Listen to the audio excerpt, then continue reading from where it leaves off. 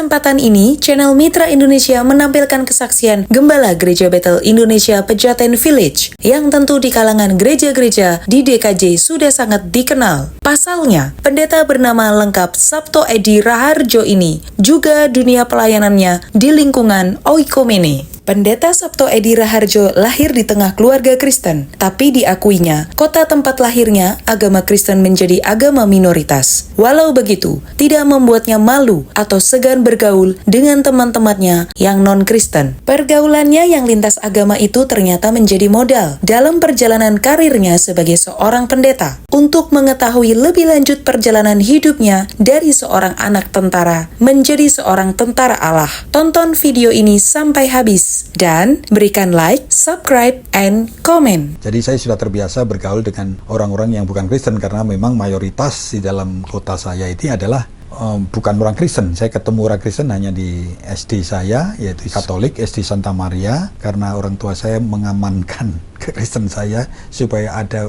teman-teman yang Kristen, dan juga saya ketemu orang Kristen di gereja di Ponorogo. Jadi waktu itu saya kecil, dalam pergaulan saya bergaul setiap hari bukan dengan orang Kristen. Ya, bahkan mereka seringkali bertanya, kenapa kamu jadi orang Kristen? Karena melihat kami keluarga berbeda mungkin ya. Dilihat dari cara bergaul juga mungkin berbeda. Dan mungkin kami kok mau-maunya jadi orang Kristen yang relatif lebih minoritas kan. Sehingga mereka sering bertanya seperti itu. Dan itu pertanyaan itu sampai saya dewasa. Jawabannya adalah ketika saya SMA, kelas 2 SMA lah, saya mendapatkan pengajaran dari guru Injil saya. Dan disitulah saya mengenal Tuhan dan saya menerima Yesus sebagai Tuhan dan Juru Selamat saya, karena dalam sebuah ayat, yaitu Roma 10 ayat 9 itu sampai hari ini saya tetap hafal.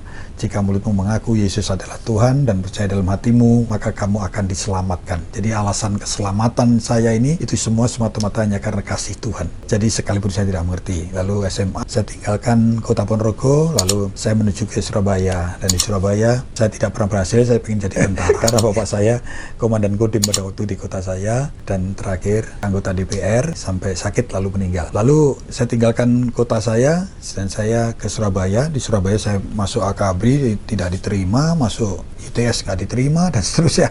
Lalu saya harus pulang ke Ponorogo lagi. Begitu pulang, lalu bapak saya bilang, kamu jangan tinggal di Ponorogo, nanti kamu jadi preman, anaknya tentara mau jadi apa kalau nganggur. Lalu saya disuruh pergi ke Jakarta. Di Jakarta saya tinggal dengan kakak saya, dia seorang pemborong, jadi saya 1 tahun bersama-sama kakak saya ini diajari bagaimana menjadi pemborong. Jadi gereja saya di lantai 3 di mall ini tidak perlu kontraktor dan lain sebagainya. Saya kerjain sendiri dengan teman saya di kuliah. Lalu 1 tahun berikutnya baru saya masuk perguruan tinggi. Saya masuk di UI tahun 85 ya. Kuliahnya masih di Salemba.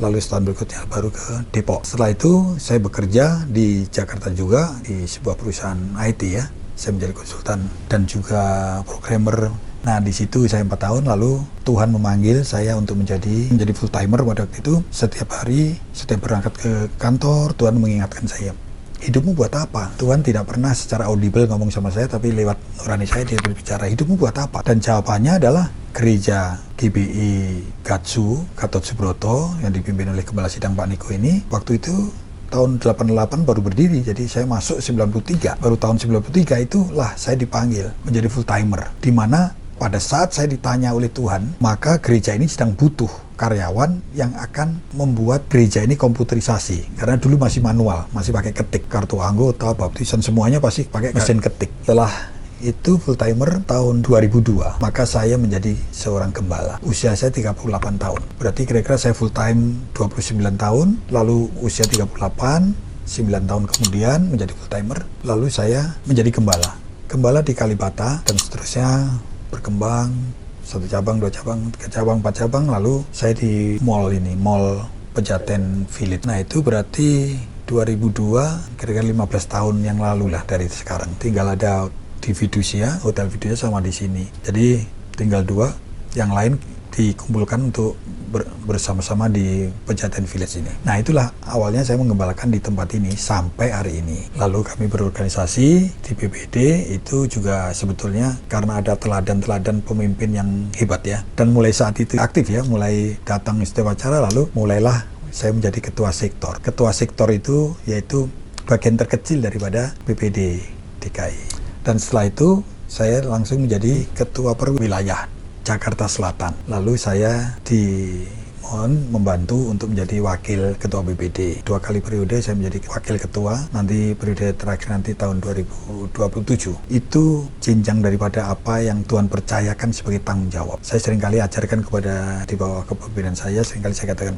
kalau kamu di BPD janganlah mengejar posisi, ya, karena posisi itu berasal dari Tuhan, tapi kejarlah fungsimu. Nah, kalau ketua PGI, saya baru 1 periode ini karena itu adalah utusan. Jadi diminta dari PGI untuk ada wakil dari GPI. Jadi waktu itu maka kita mengajukan 2 nama saya dengan nama salah satu pemimpin saya untuk mencalonkan ketua PGI wilayah DKI. Nah, 1 sinode itu hanya boleh diwakili oleh 1. Jadi pemimpin saya maju, suaranya yang kedua waktu itu kalah dengan ketuanya yang sekarang itu dari GKI. Karena pemimpin saya kalah menjadi ketua, lalu saya diangkat menjadi koordinator wilayah. Karena harus ada 1 perwakilan dari sinode GPI. Nah, sejak itu sudah jadi ketua koordinator wilayah Jakarta Selatan. Jadi ada 5 wilayah.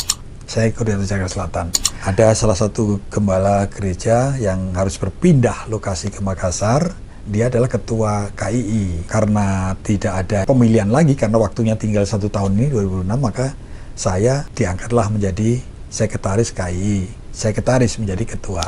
KII itu intergenerasi dan multimedia di PGI. Lalu jadi jabatan saya 2. Jadi antara koordinator wilayah dengan sekretaris KII sampai hari ini. 2026 ini akan berakhir. Yaitu sejak mahasiswa saya punya 1 ayat yang saya suka sampai hari ini. Dan itu merubah kehidupan saya. Jadi seorang yang temperamen bisa berubah dan lain sebagainya. Itu hanya 1. Pada waktu saya mengalami kesusahan yang luar biasa, di kota saya kehabisan uang dan lain sebagainya. Saya disalahpahami menjadi panitia, disalahpahami dan seterusnya. Maka saya di tempat kos saya itu menangis dan 1 ayat diberikan oleh Tuhan. Yaitu Kolose 3:23. Itu menjadi ayat kesukaan saya sampai hari ini. Whatever you do it for the Lord, not for men. Do it with all your heart. Jadi apapun yang engkau kerjakan, kerjakan untuk Tuhan dan kerjakan sepenuh hatimu. Saya gak mengejar posisi, tapi fungsi saya apa? Itu karena yang saya kerjakan itu harus saya pertanggungjawabkan di hadapan Tuhan. Termasuk ketika menjadi gembala. Saya mulai dari 7 orang di Komsel, kelompok sel.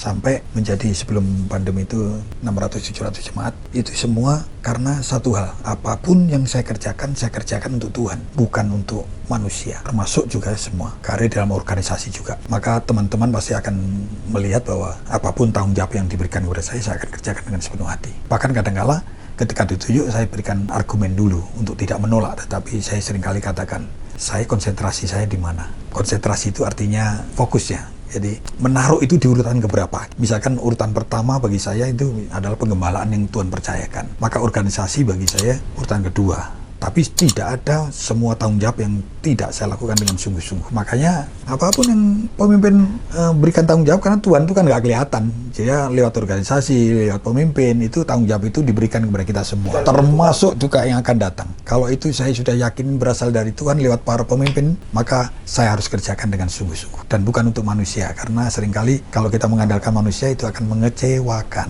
Saya lahir tahun 1964. Menikah saya setelah full time itu setahun saya menikah, jadi usia 29 Desember saya menikah, itu tahun 93. Istri saya Woro Indah Sayekti melayani juga bersama saya di gereja ini. Anak saya ada 2, Rizky Laisa Dianti sekarang jadi ASN di Pemprov DKI. Lalu yang 1 lagi baru lulus itu Misael Raharjo, laki-laki.